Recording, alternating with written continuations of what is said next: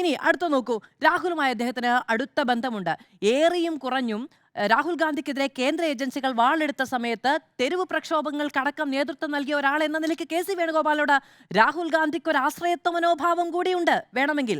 അപ്പോൾ വളരെ ഡയറക്റ്റായി കമ്മ്യൂണിക്കേറ്റ് ചെയ്യാൻ കഴിയും. പ്രിയങ്ക ഗാന്ധിയുമായി ബന്ധപ്പെട്ടും സോണിയാഗാന്ധിയുമായി ബന്ധപ്പെട്ടാണ് മറ്റു നേതാക്കളുടെ ഒരു ആത്മവിശ്വാസം അവിടെ നിൽക്കുന്നത്. MLA-മാരുടെ പിന്തുണ കൃത്യമാണ്. ഞാൻ പറയുന്നതേ, ഈ ജയിക്കുന്നതിനേക്കാൾ വലിയ ഹോംവർക്ക് അതിനുശേഷമുള്ള ജയത്തെക്കുറിച്ച് കോൺഗ്രസിന്റെ അണിയറയിൽ നടന്നിട്ടുണ്ട്. 2 വർഷക്കാലം മുമ്പ് മുതൽ ഇങ്ങോട്ട്.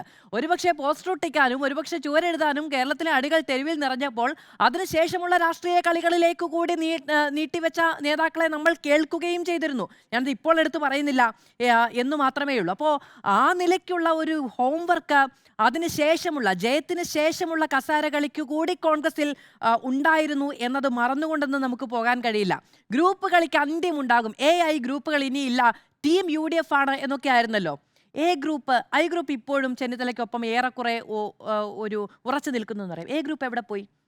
ഗ്രൂപ്പിന്റെ വലിയ നേതാക്കന്മാർ ആരൊക്കെയായിരുന്നു? തിരുവഞ്ചൂർ രാധാകൃഷ്ണൻ അടക്കമുള്ളവർ ഇപ്പോൾ സ്വീകരിക്കുന്ന നിലപാട് എന്താണ്? അപ്പോൾ അധികാരമുള്ളിടത്തേക്ക് നീളുന്നതാണ് അഭിപ്രായം എന്ന നിലവിൽ കോൺഗ്രസിലുണ്ട്.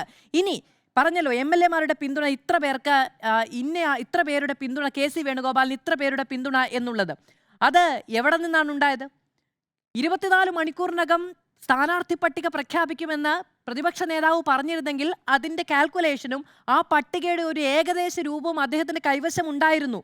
അതുകൊണ്ട് ഡൽഹിക്ക് പോയപ്പോൾ അത് വെട്ടിത്തിരുത്തപ്പെട്ടത് ഈ കൈവെക്കാനുള്ള നേതാക്കളുടെ എണ്ണത്തിന് വേണ്ടിയിട്ടാണെന്ന് മനസ്സിലാക്കാൻ കഴിയാത്ത നിഷ്കളങ്കതയൊന്നും കേരളത്തിൽ ആർക്കും ഉണ്ടെന്ന് ഞാൻ വിചാരിക്കുന്നില്ല.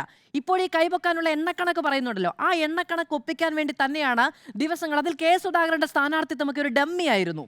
ആ സ്ഥാനാർത്ഥിത്വ പ്രശ്നത്തിൽ നിന്നുകൊണ്ടൊന്നുമല്ല ഇവിടെ സ്ഥാനാർത്ഥിത്വ പ്രഖ്യാപനം വൈകിയത്. പകരം അതിനപ്പുറത്തേക്ക് സ്വന്തം താല്പര്യപ്രകാരം നേതാവ് നോക്കൂ, ആരാണ് ഈ നേതാവ്?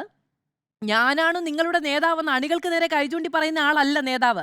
നിങ്ങളാണ് ഞങ്ങളുടെ നേതാവെന്ന് അണികൾ കൈചൂണ്ടുന്ന ആളാണ് നേതാവെന്നാണ് ഞാൻ വിചാരിക്കുന്നത്. അപ്പോൾ അത് സ്വയം തിരിച്ചറിയുക. അങ്ങനെയാണെങ്കിൽ റീലൊന്നും ഉണ്ടാക്കേണ്ടി വരില്ല. അത് നാട്ടുകാരും അണികളും തന്നെത്താനെ ഉണ്ടാക്കുമായിരുന്നു, ഉണ്ടാക്കിയേനെ. അങ്ങനെയാണെങ്കിൽ അതിൽ അഭിമാനിക്കാനും എന്തെങ്കിലും ഉണ്ടാകും.